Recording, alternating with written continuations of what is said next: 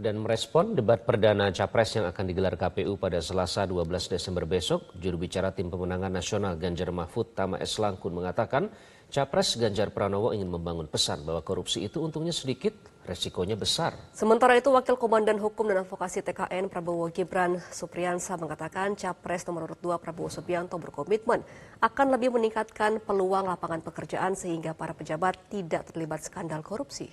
Di sisi lain, juru bicara Timnas Pemenangan Anies Muhaimin Eva Sundari mengatakan Capres nomor urut 1 Anies Baswedan akan menyampaikan tentang urgensi penegakan hukum.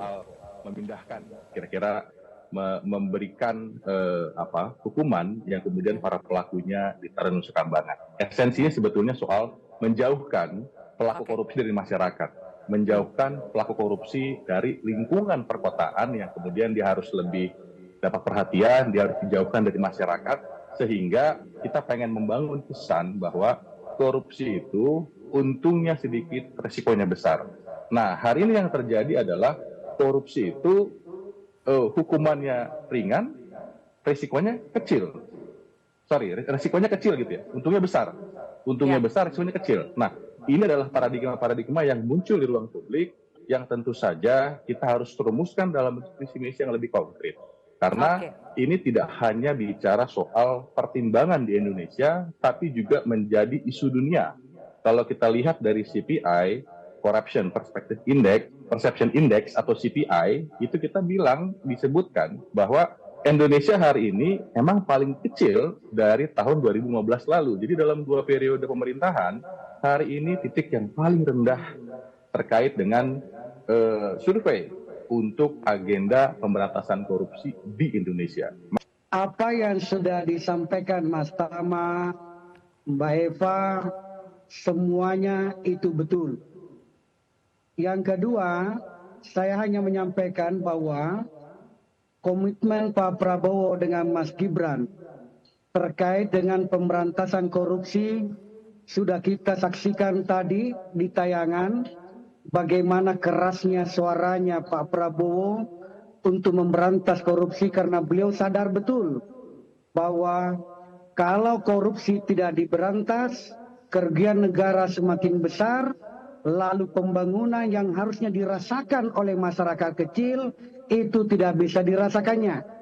Makanya dengan niat beliau maju bersama dengan Mas Gibran, tentu selain daripada pemberantasan korupsi yang ada di judulnya tadi, maka tentu dibarengi dengan bagaimana upaya supaya tidak ada korupsi, yaitu membuka lapangan begitu besar sehingga lapangan kerja yang ada, sehingga orang-orang tidak beramai-ramai menjadi mulai dari kepala desa, mulai dari bupati, wali kota, gubernur, sampai di DPR pun ada terlibat dengan skandal korupsi. Ya, sebetulnya menambah apa yang diomongin Tama ya, karena ini persoalan kebangsaan dan persoalan yang menurut saya serius dihadapi oleh semua paslon ya.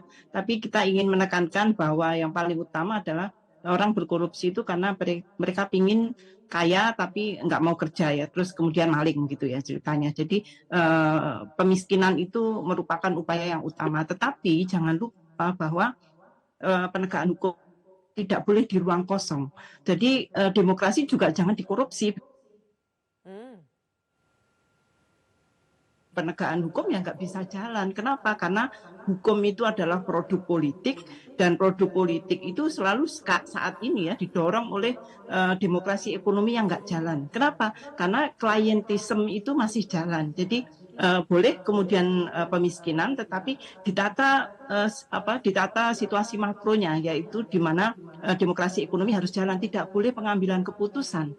Hal-hal yang penting termasuk di dalam penegakan hukum terutama untuk korupsi itu dipengaruhi oleh, maaf ya kalau ngomong sekarang itu oleh oligarki. Nah, oligarki di Indonesia itu sekarang berimpitan dengan politik, dan itulah yang kemudian waduh ini demokrasi ekonomi harus ditata juga, nggak boleh hanya penegakan hukum terutama untuk misalkan mengesahkan perampasan aset gitu. Tapi jangan lupa siapa yang melaksanakan kalau kemudian KPK-nya tidak diindependenkan, karena kita tahu kan kenapa kemudian CPI tadi anjlok. Karena setelah revisi Undang-Undang KPK itu kemudian makin menurun, makin memburuk. Kenapa? Karena sekarang tidak adanya leadership by example. Kenapa? Karena mohon maaf ya, Presiden sendiri kemudian mengkorupsi demokrasi, kemudian Presiden juga membiarkan dan bahkan mendukung pelemahan KPK dan seterusnya. Jadi sosok untuk transformasi penegakan hukum, tone of the top, yaitu integritas personal, itu juga penting. Karena apa? Kontestasi itu juga kontestasi bukan hanya nyari suara, tapi kontestasi integritas. Siapa yang serius, siapa yang selama ini menunjukkan track record yang bagus, kinerja yang bagus, dan seterusnya. Jadi di masa Mas Anies dijanjikan tidak akan ada lagi kasus kriminalisasi aktivis yang bersuara vokal seperti yang terjadi di Haris ataupun kepada Fathia ya. Mungkin Tama setuju ini ya. Soalnya demokrasi kalau nggak ditata benar, itu nggak bisa penegakan hukum bisa. Jelajahi cara baru mendapatkan informasi. Download Metro TV Extend sekarang.